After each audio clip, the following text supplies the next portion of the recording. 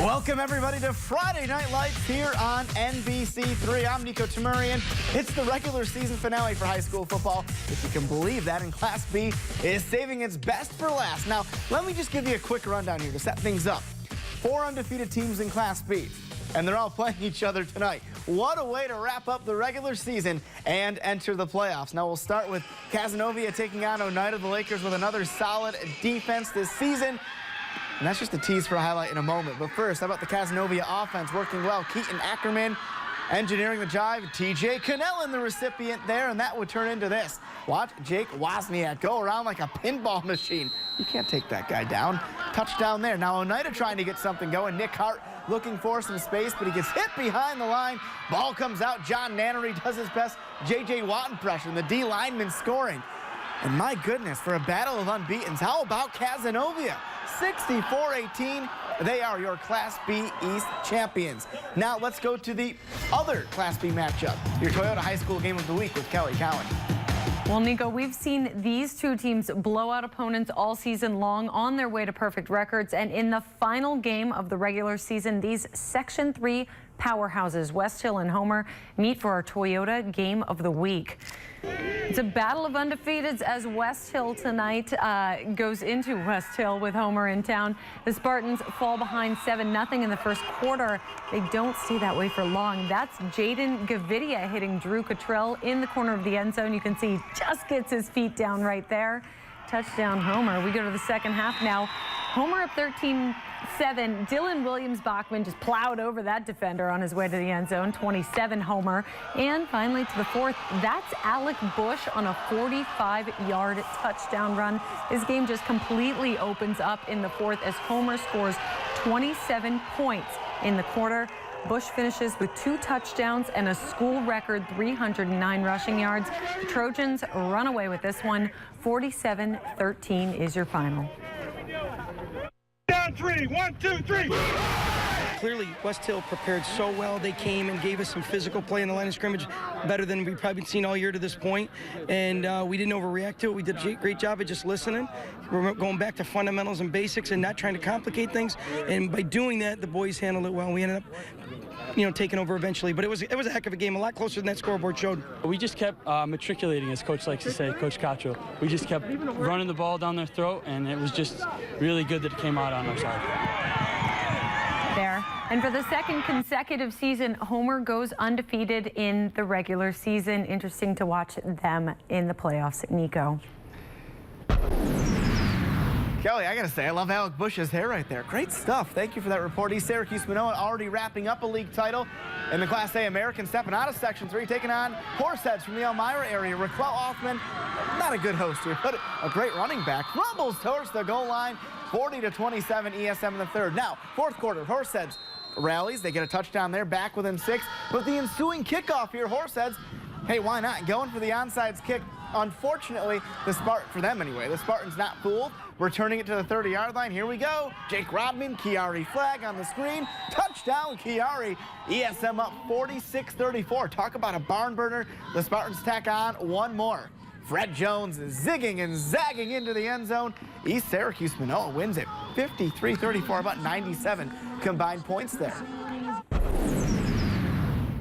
Senior day for the league champs from Central Tech. The Eagles hosting Port Byron Union Springs. Panthers going for it on a 4th and 10 in the second quarter, but Messiah Harrell there for the sack. And from there, it is all Eagles all the time. You know him. We've had him in the highlights all fall long. Ludi Allen doing what he does best. Breaks it outside, down the sidelines, makes a couple guys miss, gets 25 yards when it's all said and done. Now, 3 plays later, moments before halftime, ITC not slowing down one bit. Josh Holmes takes the screen, gone. Look at the speed. Then look at this. He stops on a dime, makes 2 guys miss, cuts inside, and scores one of the best 44-yard touchdowns you will see. Syracuse ITC rolls to victory tonight. Hey, stick around. So much more coming your way on Friday Night Lights, including a city rivalry, Corcoran paying a visit to Nottingham. You don't want to miss it. Welcome back to Friday Night Lights here on NBC3, and it is a city rivalry playing out tonight. Never mind the fact that Nottingham is out of the playoff race heading into tonight's game. You could call this their bowl game, the renewal of a rivalry. with fellow Syracuse City School Corcoran. Nottingham hosting the Cougars under the lights tonight. And by the way, congrats to the homecoming king and queen at Nottingham along with their court. How about that? A special moment. They won't forget it. Now, Nottingham backed up to their own 3-yard line, trying to run a bit of the Wildcat here. But Keeson Cannon lights up the ball carrier right about there. Ball comes out. Cougars recover the fumble at the Nottingham 4-yard line, and that leads to this. Marte Rufus calls his own number. Trust me, he's in there somewhere, and he's over the goal line for the touchdown. There's the signal. Cougars do roll tonight. CNS and Beeville, the best game of the night. It wouldn't be right if we didn't start a Bees highlight package without Cameron Skipworth, right? That touchdown makes it 21-6 Bees. But CNS not going away, playing really well tonight. What looks like a simple screen from Corey Mitchell to Nick Golombieski. How about this? 70 yards. We had to speed it up for you. Nick's quick, but he's not that quick. Just a long play. We had to speed it up for you. So they get the two-pointer, 21-14. North Stars then recover an onside kick. Leads to this beauty. Mitchell to Matt Bitts. One-handed catch, 21-20 after that. CNS goes for 2 and the lead, but my goodness, the snap goes off Mitchell's hand, still 21-20. North Stars get the ball back at the end, going for it on third down. Mitchell to Golombieski. CNS in business here after the wheel route.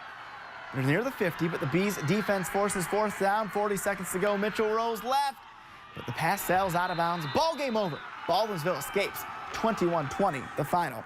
Now, as we enter tonight, the last week of the regular season, a lot of playoff scenarios happening here. If Central Square could beat CBA tonight, they'd be in the Class AA playoffs. Now, the brothers visiting Central Square tonight. Redhawks, as I mentioned, needing a win to keep those hopes alive. The brothers trying to stay hot. Now, Andre Dowdell, he's good at that. Takes the handoff, shimmies his way, zigs in through the hole there.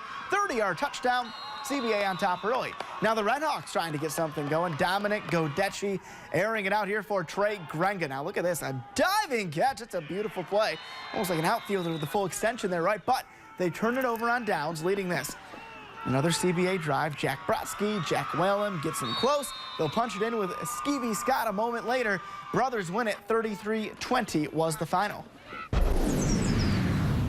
It is that time of year. Look at the beautiful fall foliage at Corcoran. This is where FM took on Fowler tonight. The Falcons, they come out firing in their last game of the season. Pat Myers rears back, throws it up. Jay Sean Small, the diving grab right there inside the 5-yard line. A couple plays later, Myers in trouble, throws this one up. He's in all sorts of trouble. And on this one, well, he's not so lucky. Intercepted here by Ryan Chichi there for the Hornets. Then they put this together. A 99-yard drive thanks to this Jared Shaw to Griffin Chichi, 74-yard connection. Big play there, and FM rolls to victory. 41-14. Nice to see the Hornets end their season on a high note.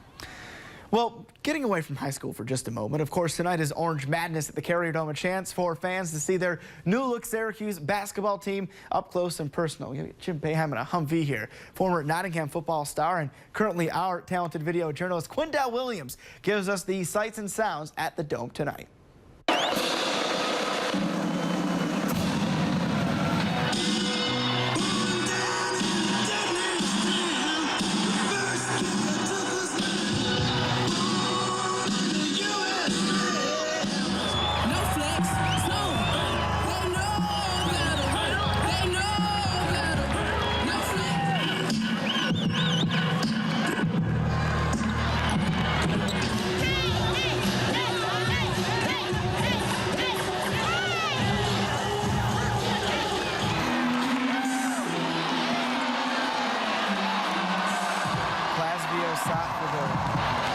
Or maybe I already did.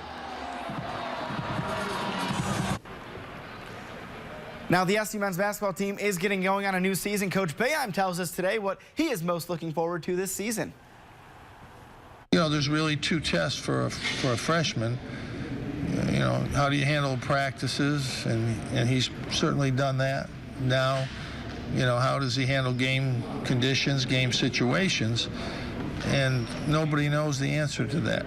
For the 2 freshmen, they're talented players who have adjusted well to practices at this point. You know, how well they'll adjust to the games is the next question. Welcome back to Friday Night Lights, and as always, we close out the show with our favorite, Coach Paul Seeley. Coach, thanks for so much for joining us. As always, We're not letting you go. You're under a lifetime contract, just letting you know. I hope I last that long. There you go. Let's jump right into it. Class B, you know, we entered the night with 4 undefeated teams. It's Cazenovia and Homer leaving tonight unscathed as we enter the playoffs. But even for the team you help out with West Hill and Oneida, now it's playoff time. Well, you know, I've been saying this all along. I probably sound like a broken record, but it's October football. You know, Homer is an outstanding team. You know, they played hard. Our kids fought, and Homer just kind of overpowered us at the end. But we may see them again. It's not the first time you haven't won the league, but yet have won the section. Right. And, you know, what I want to ask you now, Coach, is Syracuse football. We know we love the orange here. They're playing at Wake Forest.